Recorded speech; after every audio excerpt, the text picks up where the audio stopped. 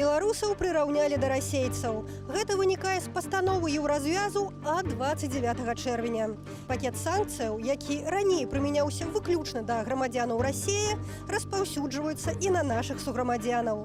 Верагодна, пра еўрапейскі шопінг беларусы могуць проста забыцца. Тут и драки, тут и месило. Сдают нервы, как бы невозможно стоять столько времени. Ноч на 4 ліпеня аказалася поўнай сюрпрызаў для беларусаў, якія вярталіся з Польшы праз аўтамабільны пераход. Польскія мытнікі перасталі прапускаць побытавую тэхніку, да і іншыя тавары, набытыя ў еўразвязе для асабістага карыстання. Назіраліся складанасці з афармленнем такс-фры. Усё праз новыя санкцыі. Цяпер бестоварны выезд. Новая змена гэта сказала. Назад у Польшу разварочваюць усіх. Там спіс абмежаванняў на 200 сторонак, толькі пару найменаванняў прахадных. Блытаніна поўная. Прыязджаеш на ватны канал, мытня правярае, што вязеш і вяртае назад у Польшчу. Мытня ў Тэрасполі больш не пацвярджае такс-фры. На зялёным калідоры ў машыну правяраюць вываз тавараў, тэхніка, запчасткі. Нават без афармлення такс-фры нічога не прапускаюць. Навіны пра ўвядзенне абмежаванняў распаўсюдзіліся хутка. Ужо з раніцы наступнага дня і да сёння чарга на мяжы большая за звычайную.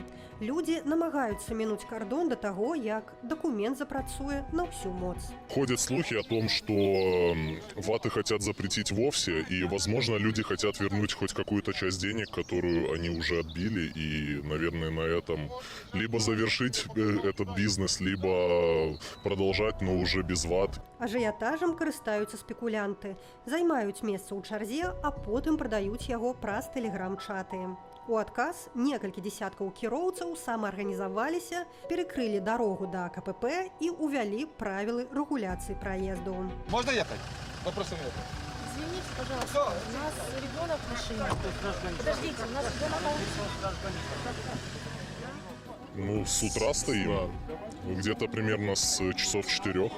Тут часто такое происходит, тут и драки, тут и месило. Ну, бывает, что люди вклиниваются в очередь, и как бы понятно, что люди вот спрашивают то, что несправедливо, что кто-то стоит сутки, а кто-то просто вот вклинивается, тот только приехал, вклинивается и проезжает раньше остальных. Трудно очень. Стоим уже больше 10 часов. Там ребята, и мы в том числе стараемся, чтобы никто лишний не проезжал. Складаней за ўсё перайсці імправізаваны грамадзянскі кантроль машынам, зарэгістраваным у Берасцейскай вобласці. Давно вы здесь стоите? Я 6 утра. Сколько машин вот вы не пропустили? Почему на первый регион не пропускаете? Ой, если честно сказать, ну не знаю, сколько машин, 50, наверное, не пропустили. А почему вы не пропускаете именно машины на первом регионе? Потому что они все лезут без очереди.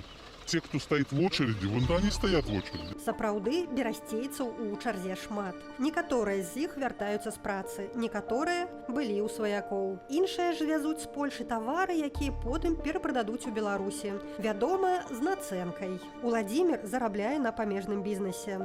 Як сам удакладняе, працуе чаўнаком. Ён лічыць, што стаўся закладнікам сітуацыі. У нас в 2 раза дороже, чем в Польше. Все. Все, весь вопрос. Не сравнить, конечно, европейский порошок, даже стиральный, с нашим порошком. В Европе, естественно, товары лучше, чем у нас. И становится жить только тяжелее, а не легче, вот и все. Для людей, те, которые даже на границе жили, зарабатывали какие-то деньги, семьи. Люди ж работали в Польше, чтобы заработать какую-то копейку, завести в Белоруссию, ее потратить, эту копейку. А тут перекрывается кислород во все. Сёння на беларуска-польскай мяжы працуюць 2 з 6 пунктаў пропуску. Бярэсце-Тэрасполь беларусы называюць акном у Еўропу, але і яно ў хуткім часе можа зачыніцца. Кацярына Гардзеева, Белсат.